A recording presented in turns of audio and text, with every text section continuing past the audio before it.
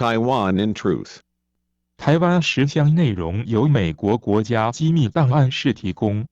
One of the first secret CIA reports on Taiwan was issued March 14, 1949, and was titled Probable Developments in Taiwan. The secret report stated, "At the present time Taiwan is not legally a part of the Chinese Republic. Its status remains to be determined in the peace treaty with Japan. The island has, however, been under Chinese administration since the Japanese surrender in 1945. China's position in Taiwan rests on 1. Military control, and 2. The Cairo Declaration of November 1943, in which the US and the UK as well as China announced their purpose to restore Taiwan and the pescadores to the Republic of China. The US and the UK reaffirmed the Cairo Declaration at Potsdam on July 26, 1945.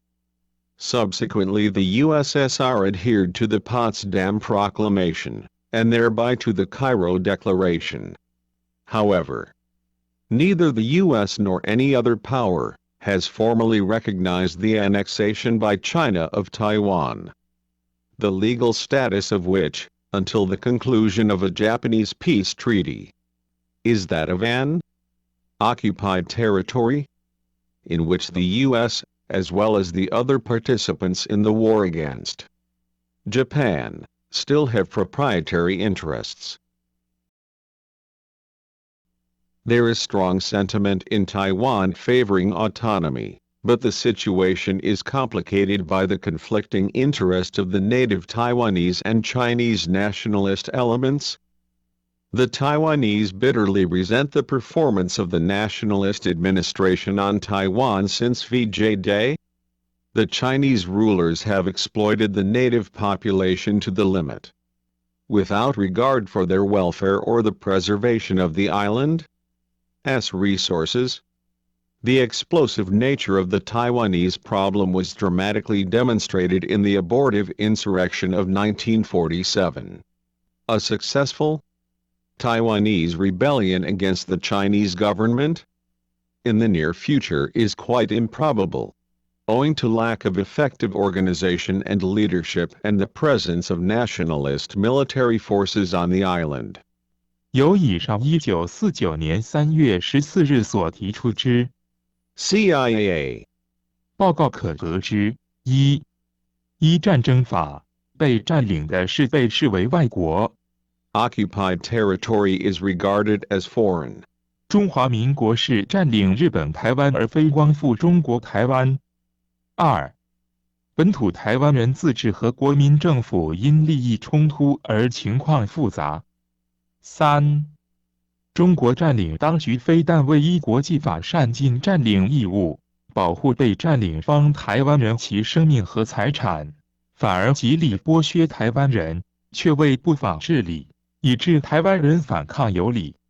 四国际社会将228事件定位为1947年台湾人反抗中国人统治。Taiwanese rebellion against Chinese rule in 1947. 中国占领当局在日本台湾占领的得以屠杀台湾人之法理依据是战争法。Those who rebel against their authority are regarded as deserving severest punishment. 那些不顺从占领当局的人是该受到最严厉之惩罚。英国剑桥大学发行部 Cambridge University Press 于1910年所出版之 The Cambridge Modern History 剑桥现代史述及日本人的台湾占领。Japanese occupation of Formosa under the Treaty of Shimonoseki, signed on April 17, 1895, which terminated the war. The island of Formosa, together with the outlying group of islands known as the Pescadores, were permanently ceded to Japan.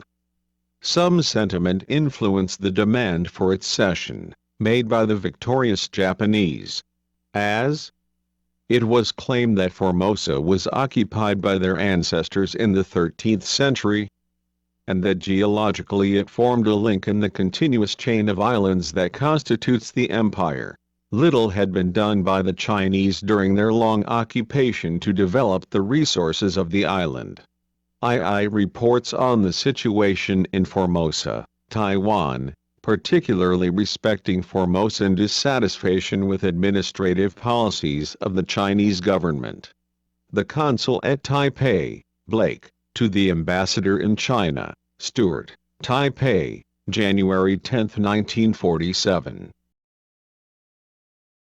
The current susceptibility to rumors and fears of a return of Japanese in force may spring from the widely circulated story that certain formerly prominent but unidentified Japanese, upon leaving Keeling for repatriation, boasted that inasmuch as Japan was not defeated by China but by America, the Japanese would be back in Formosa within 20 years. His gives local emphasis to the belief that America, disappointed in China's failure to achieve unity and economic recovery, is now prepared to support Japan's recovery as fully as possible. 一、蒋介石于1949年5月25日自澎湖马公飞抵台湾高雄，随后于6月24日抵达台北，定居阳明山第一宾馆，于12月10日起正式运作占领兼流亡之中国殖民政权。美国和英国在1949年5月至8月间所持之观点，美政府机密档案，值得参考。整理如下。Telegram from the consul at Taipei, Edgar, to the Secretary of State, A. May 6. A. Although recognizing interim de facto Chinese administration Taiwan, U.S. and other governments have responsibilities Taipei welfare, and cannot disregard recent tendency Chinese to treat Taipei in unilateral manner endangering peace, welfare, natives not yet legally Chinese. Taipei must not be dragged into Chinese civil conflict. B. Troops and official refugees continue pour in. B. May 17. A. Captain of Keeling Harbor Police told me about 1,000 of 3,000 passengers on last week's ship from Shanghai were admitted without permits. At dinner Governor Chen confirmed this. B. Mayor of Taipei, same dinner, expressed personal concern over law and order problems here result of uncontrolled influx. See May 17. 1. I have the honor to enclose the text of a memorandum left at the Consulate General entitled Appealing for a Prompt Action, and signed by Chen Fengchu, who lists himself as president of the Formosan Democratic Independent Party. The memorandum, after reviewing Taiwan's troubles, claims that the duty and responsibility of protection of Formosa must fall upon USA to drive out the unwanted KMT elements from our island once the term of trusteeship is impractical to them. 2. Memorandum by the Secretary of State to the Executive Secretary of the National Security Council, Sowers, Washington, May 18, 1949. In accordance with the Department's instructions, Mr. Merchant has informally and orally indicated to a high-ranking government official on Formosa that a further influx of refugees from the mainland would prove detrimental to the political health of and an economic liability to Formosa. 3. Telegram from the Secretary of State to the Minister Counselor of Embassy in China, Clark, at Canton, Washington, May 18, 1949. A. Department's position re-status Taiwan made clear in statement by Department spokesman that final determination must await conclusion peace settlement for Japan comment drawn in Kai Press, and statement presenting contrary view by Wang Shiqi indicate Kai well aware U.S. position this matter. B. In any event, Implementation of CAI decision. Ray governorship. Taiwan does not fall within U.S. competence, and USHLD so inform Lee or his representative. 4. Telegram from the consul at Taipei, Edgar, to the Secretary Taipei, May 19, 1949. Provincial government and Taiwan garrison today jointly proclaimed martial law here effective May 20. All ports closed except Keelung, Kaohsiung and Macon. Execution for usual offenses. 5. Memorandum by Mr. Livingston T. Merchant to the Director of the Office of Far Eastern Affairs, Butterworth, Washington, May 24, 1949. A.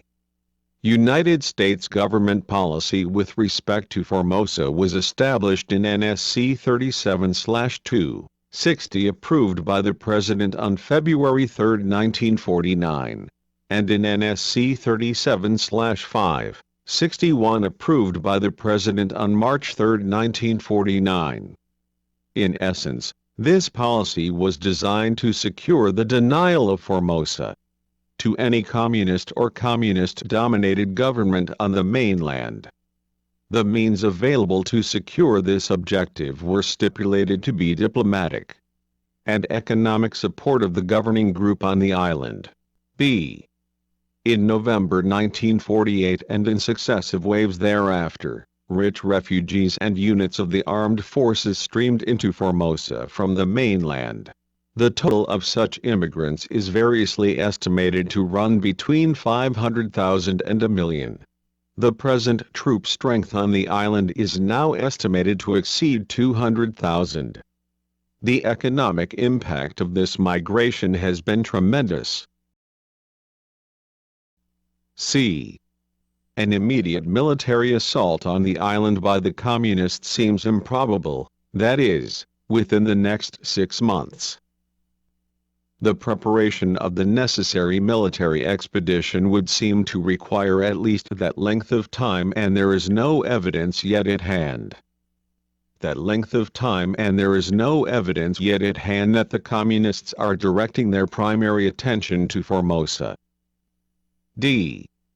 The Formosan population is restless and deeply resentful of their Chinese rulers. E. In the past 6 months the economy of Formosa has deteriorated seriously and rapidly, primarily because the population has suddenly been increased by between 10 and 20%, and the new arrivals have been economically non-productive. F. To summarize and oversimplify, we find ourselves faced on Formosa with a situation very similar to that which confronted us on the mainland a year ago. The government in power is corrupt and incompetent. 6. The Ambassador in the United Kingdom, Douglas, to the Secretary of State, London, May 25, 1949. A. Tai stated that should a refugee Chinese government or a Chinese government in exile be set up in Taiwan, which is not yet legally Chinese territory, it is probable that the British government would simply appoint a British consulate in Tamsui as an office of the British Embassy in China. His own opinions were that any Chinese government established in Taiwan would be in a very ambiguous position and would present difficult problems to the governments of the world. And especially to the United Nations. B. Deaning said, "One thing is certain, the communists must not be allowed by the Western nations to take Taiwan." C. During the debate on China in the House of Commons on May 5, Mr. Walter Fletcher, Conservative, wished to discuss the problem of Taiwan. He was ruled out of order by the Deputy Chairman, Mr. Bowles, Labour, who made the following surprising statement. "Formosa, I realize, is the seat of the present nationalist government of China. But it is not China.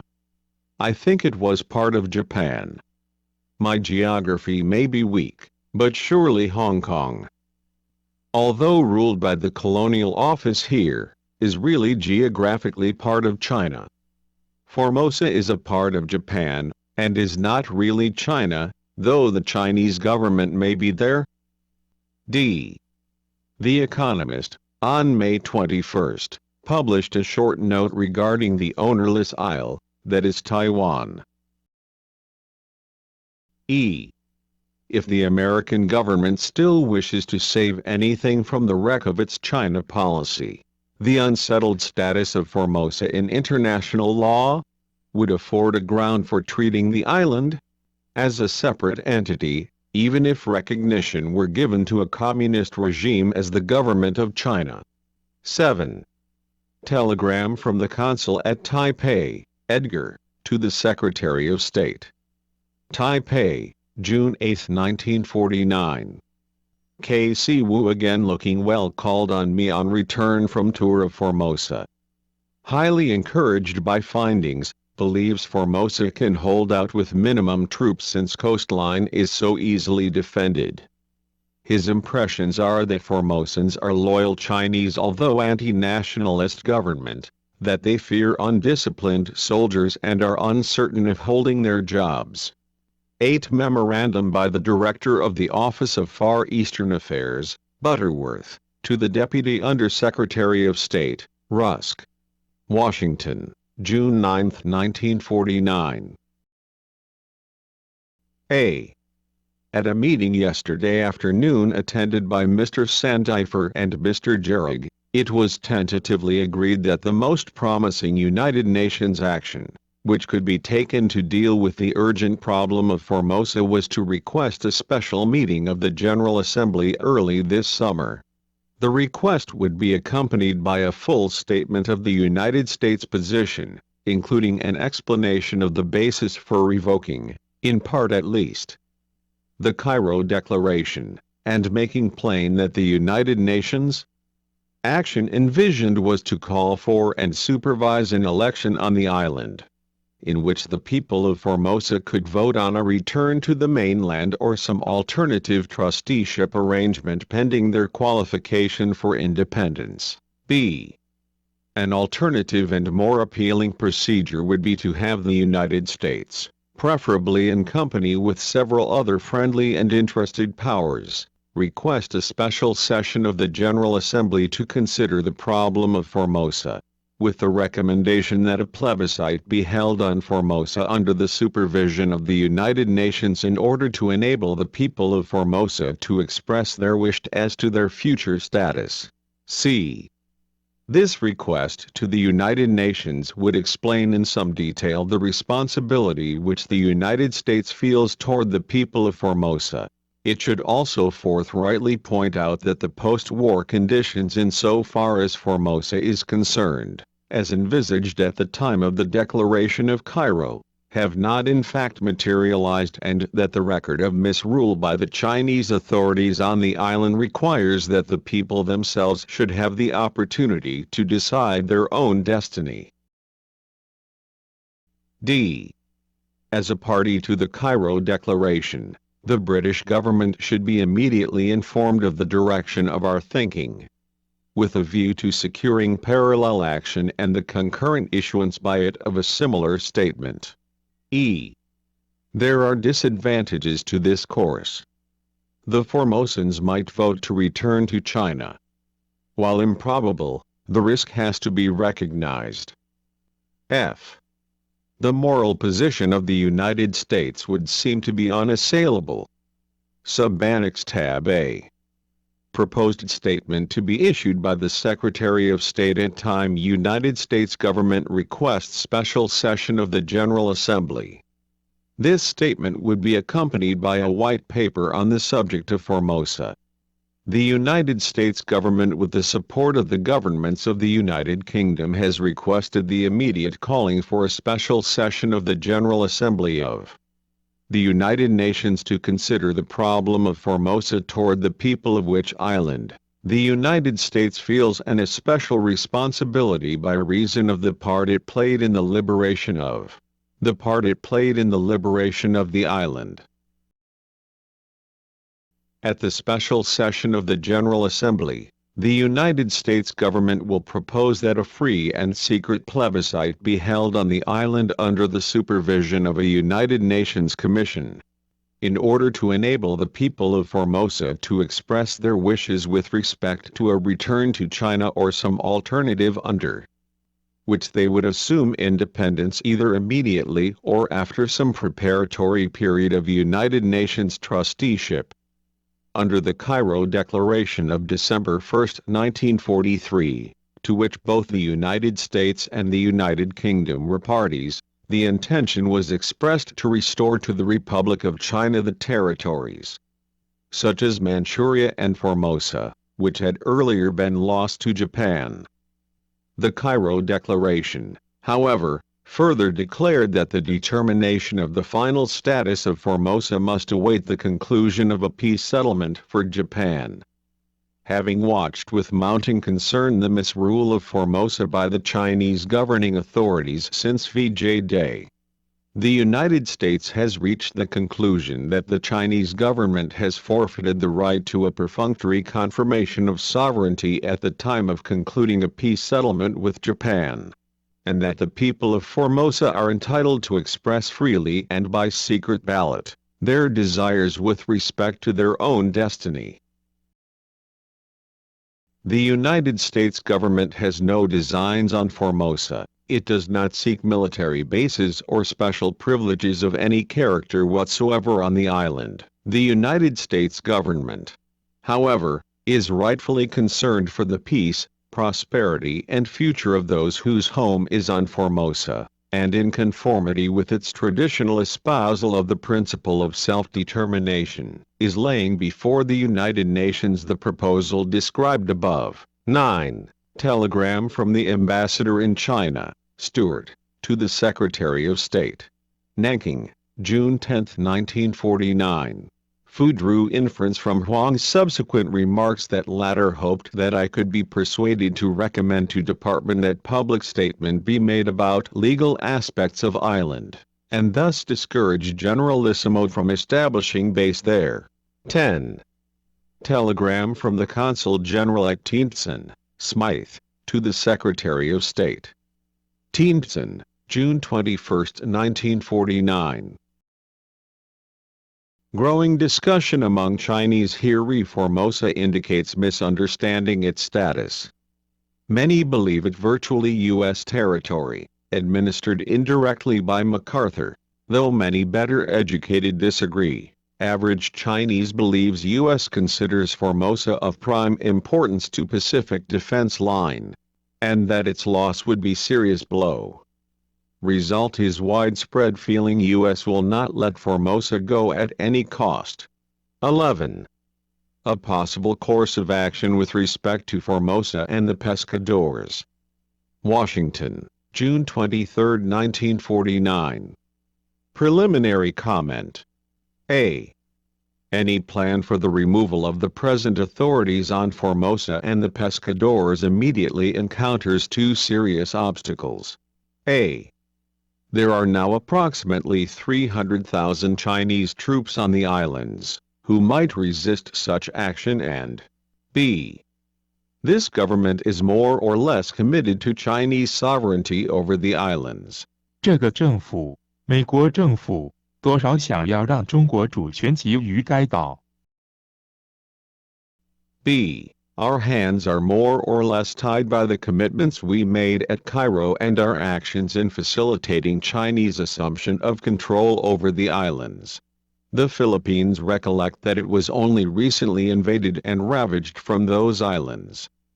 They therefore propose that the powers which are still legally at war with Japan should immediately concern themselves with the threatened turmoil in this part of the Japanese Empire, which is still awaiting final disposition at a peace settlement. Under Article 107 of the United Nations Charter, this question is reserved for action by the powers which are at war with Japan. The proposal should be made that, in view of the independent early history of Formosa and the Pescadores, of the shocking record of misrule during the past 4 years by the Chinese, and of the many pleas from representative Formosans for autonomy, the powers which defeated Japan should promptly request the UN to conduct within 1 year a plebiscite regarding the ultimate disposition of the islands in accordance with the principles of self-determination. C. This government should announce publicly our reaction to the notification. 1. The final disposition of Formosa and the Pescadores, parts of the former Japanese Empire, awaits a decision at a peace settlement with Japan. 2. Formosa and the Pescadores are at present under Chinese military administration because the United States government enabled the Chinese authorities at the time of the Japanese surrender to assume control over the islands. The decision to do this having flowed from the attitude expressed by the President in the Cairo Declaration. 3. It was certainly not the intention of the American people, whose forces liberated Formosa and the Pescadores at so great a cost in blood and treasure, that the Cairo Declaration and this government's action in facilitating Chinese control of the islands should have resulted in the creation of a menace to the stability and security of Southeast Asia, and in the suffering which has been endured by the people of Formosa during the past 4 years. 4. Hoping that the Chinese administration on the islands might turn to more responsible and constructive policies.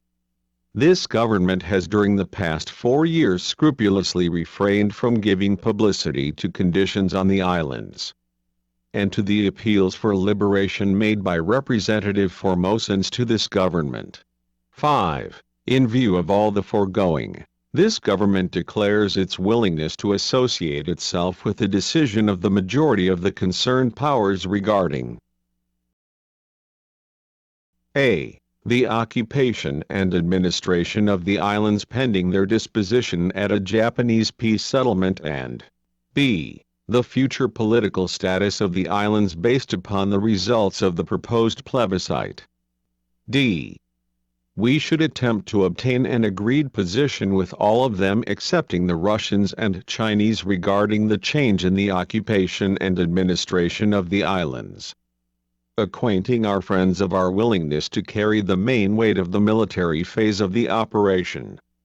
To minimize the unilateral appearance of this operation, we should urge the Filipinos, Australians, Indians, Pakistanis, Canadians and New Zealanders to make at least token forces available for the military operation. At the same time, we should seek the collaboration of the Filipinos in providing all possible facilities for Formosan autonomy groups to make their case known both on the islands and elsewhere through broadcasts, publications, and other channels. F. The Generalissimo should be informed that if he wishes to remain on the island, he will be accorded the status of a political refugee. G.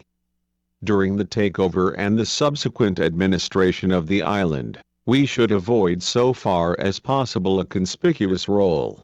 We should always remember that our aim is more to deny the islands to the communists than to acquire responsibility for them, and that our influence can be far more effectively exerted through indirect and discreet means rather than through unilateral heavy-handed measures. 12. Telegram from the Secretary of State to the Consul at Taipei, Edgar. Washington, June 30, 1949. Department fully aware liability excess troops constitute on Taiwan but unwilling intervene formally with governor on military matter, responsibility for which is Chinese. 13. Memorandum by the Director of the Policy Planning Staff, Kennan. Washington, July 6, 1949. This memorandum, according to an attached chit, was cancelled on July 6, 1949. A note stated that the views of the policy planning staff would be submitted by Mr. Kennan in a personal memorandum. Latter not found in Department of State files. United States policy toward Formosa and the Pescadores. A. It would now seem clear that the only reasonably sure chance of denying Formosa and the Pescadores to the Communists and insulating the islands from mainland authority would lie in the removal of the present nationalist administration from the islands, and in the establishment of a provisional international or U.S. regime which would invoke the principle of self-determination for the islanders and would eventually, prior to a Japanese peace settlement, conduct a plebiscite to determine the ultimate disposition of Formosa and the Pescadores. Formosan separatism is the only concept which has sufficient grassroots appeal to resist communism. B. There are two ways in which this change in regime could conceivably be brought about. A. One would be to induce other Far Eastern powers to take the lead in initiating international action to achieve the above purpose. B. The other would be to announce a temporary unilateral reassertion of authority over the islands on the grounds that subsequent events had invalidated all the assumptions underlying the Cairo Declaration, and that U.S. intervention was required by the interests of stability in the Pacific area as well as by the interests of the inhabitants of the islands. Either would confront us with the eventual probable responsibility for removing the Chinese forces and many of the Chinese refugees by force to the mainland. This would involve a considerable amount of pushing people around, which would be unpleasant and might lead to serious moral conflicts within our own people and government. The second alternative would offend the sensibilities of many people in the department on legal and procedural grounds, and we would probably have to cut some legal corners to justify it. C. All the advice I can get in the department tells me that both of these possible courses should be rejected, and that we should reconcile ourselves to the prospect of Formosa's falling into the hands of the Chinese Communists. I personally feel that if the second course were to be adopted, and to be carried through with sufficient resolution, speed, ruthlessness and self-assurance, the way Theodore Roosevelt might have done it, it would be not only successful but would have an electrifying effect in this country and throughout the Far East. I have nothing to support this view but my own instinct. D. My feeling is, therefore, that at this stage you should discuss this with the President and your colleagues in the National Security Council, and should make plain to them that the courses outlined above seem to be the only alternative to eventual Chinese Communist rule on the islands. 14. Memorandum by the Director of the Office of Far Eastern Affairs, Butterworth, Washington, July 27, 1949. In response to a suggestion recently made to the American consul at Taipei by one of the governor's close advisers, I desire to present to you certain considerations which have been of concern to the government of the United States of America with respect to the administration of the island of Taiwan. It is unnecessary, I am sure, to remind Your Excellency of the special interest of this government in that island arising from the part which American armed forces played in its liberation, as well as from the fact that the final determination of the island's status necessarily awaits a peace settlement with Japan. Unhappily, the history of Chinese administration since VJ Day in Taiwan has fallen far short of the hopes of its people and of the expectation of the United States at the time. That administrative responsibility was turned over to the Republic of China. In a spirit of friendly advice, there are listed below certain measures of self-help which the United States believes are necessary of achievement for the tranquility of Taiwan. Firstly, and foremost, it would seem that the numbers of civilian émigrés and mainland troops which have come to the island in recent months should be reduced to the maximum extent possible. Secondly, it would seem that a concerted effort is necessary to stabilize the value of the island as currency and thereby halt the inflation, which by all reports has so drastically disrupted the economy of the island in recent months. Such measures should include the increased taxes and improved tax collections method to the end that all governmental expenditures, including those on behalf of the national government, would be covered by revenue. Fourthly, the land reform measures already instituted should be pushed forward vigorously and expanded to the end that tenancy is reduced and the net return of the individual producer increased. Finally, if the natives of Taiwan are to enjoy in fact the progressive achievement of their understandable and legitimate aspiration for an enlarging measures of self-government, then they must be increasingly and promptly brought into the political life of the island and into position of responsibility in its administration. 15. Memorandum by the Department of State to the Executive Secretary of the National Security Council, Sowers, Washington, August 4, 1949. Subject: Current position of the U.S. with respect to Formosa. Developments in Formosa since our present policy was determined upon make it desirable now to re-examine our situation. B. To attain our main objective with respect to Formosa and the pescadores, the denial of the islands to communist control, current policy directives, as set forth in NSC 37/2, 94 and NSC 37/5, 95 call for 1. Developing and supporting a local non-communist Chinese regime which will provide at least a modicum of decent government for the islands. 2. Discouraging the further influx of mainland Chinese. And 3. Maintaining discreet contact with potential native Formosan leaders in the event that some future use of a Formosan autonomous movement should be in the United States' national interest. C. The governor of Formosa was informed of the serious view the United States took of the continued influx of refugee civilians and demoralized troops. D. We face on Formosa today a situation analogous to that which confronted us on the mainland of China a year ago. The government in power is corrupt and incompetent. It lacks the will to take the necessary political and economic steps to modify the deep and growing resentment of the Formosans. Moreover, economic aid from outside cannot, in the absence of a basic change in the government, alter or cure this situation, and so long as it endures, the ultimate passage of Formosa under communist control, by external or internal action, appears probable. 4.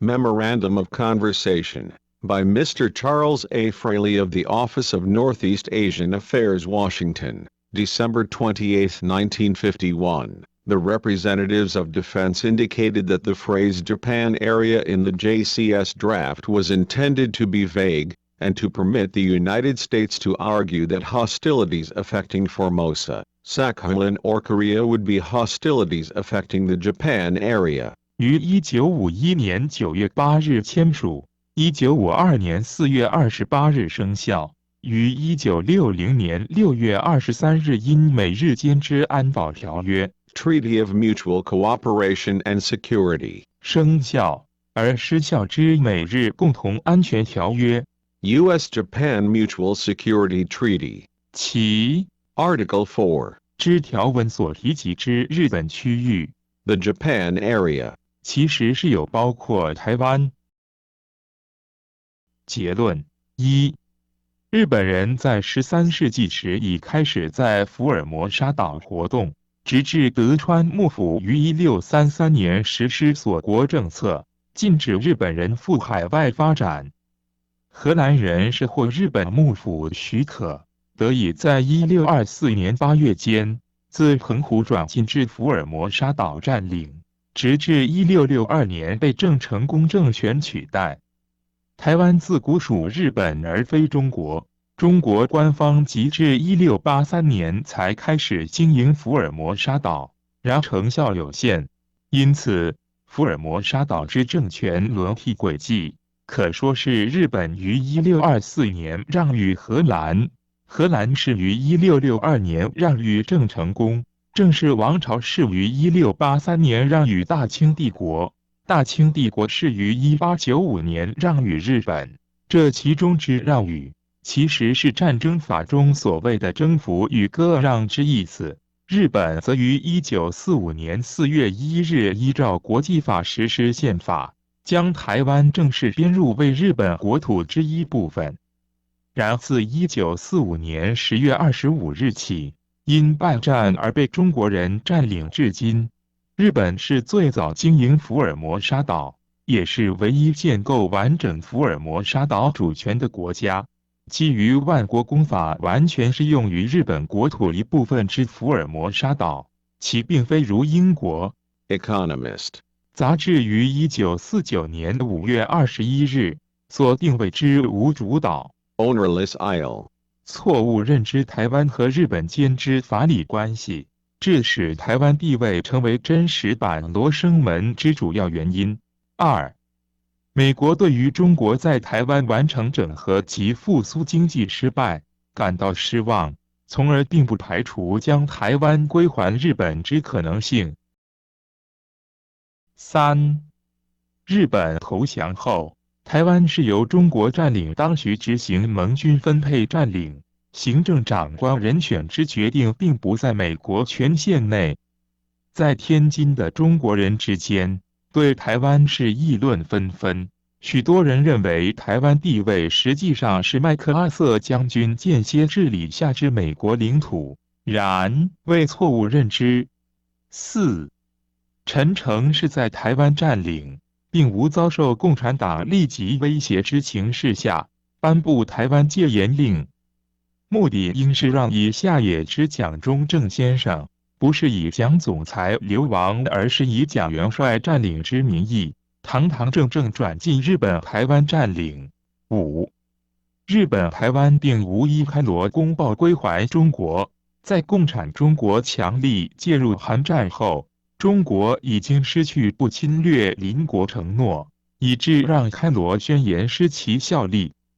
台湾最终地位必须等待签署对日合约才能决定，而美国是无可争论，对所解放之台湾有特殊责任。6. 中国人是在美国之默许下流亡，而非移民至台湾。因此，在台海两岸之中国人完成和解后，签署 ECFA， 美国有责任设法处理已无流亡正当性之中国难民。7. 美国在对日合约签署前，曾计划诉诸武力，移除中国对日本台湾之占领。美国原有计划怂恿菲律宾、澳洲、印度、巴基斯坦、加拿大及纽西兰至少象征性出兵，以配合美国移除中国占领政权之军事行动。事实上，美国可以亲自执行台湾占领，让台湾的以免于沦为中国统治之最佳保证。8. 美国政府基于开罗宣言之承诺，多少想要让中国主权给予台湾。一方面，曾考虑让台湾由联合国托管后，依公投以自觉独立或和中国合并；另一方面，却担忧台湾人会支持回归中国，尽管是不可能，然而必须承认有此风险。9. 所有美国对台湾之构想，均因韩战爆发而破灭。韩战一方面是救了蒋介石，另一方面却是误了台湾地位正常化。10. 美国远东事务办公室主任 Butterworth 明知中华民国并不拥有台湾主权，却支持本质为中国民政府之台湾省政府，逾越战争法权限，向占领的人民征税。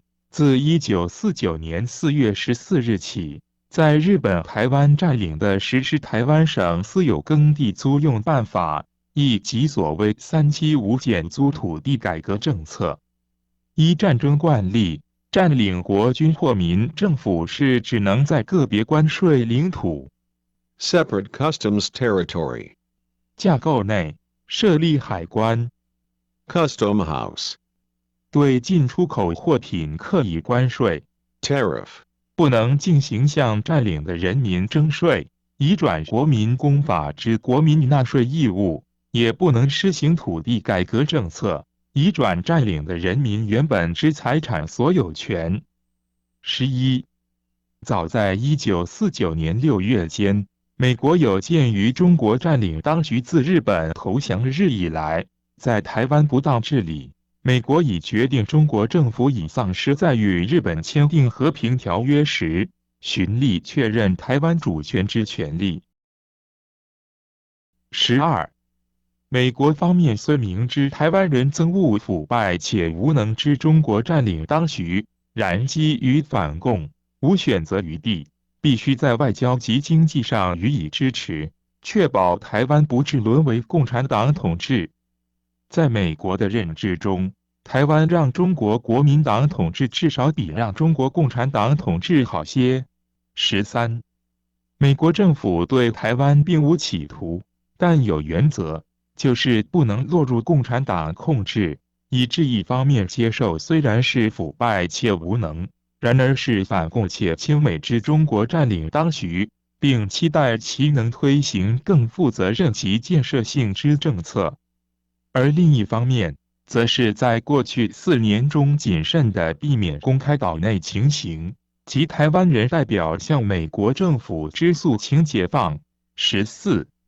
如果未来本土台湾人让台湾国际地位正常化运动行使，将会是美国国家利益，美国方面需要和有潜力之本土台湾人领袖保持谨慎的接触。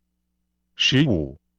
美国方面认为本土台湾人如想使之享有充分之自治，就应加强且紧速参与岛内政治，承担治理责任，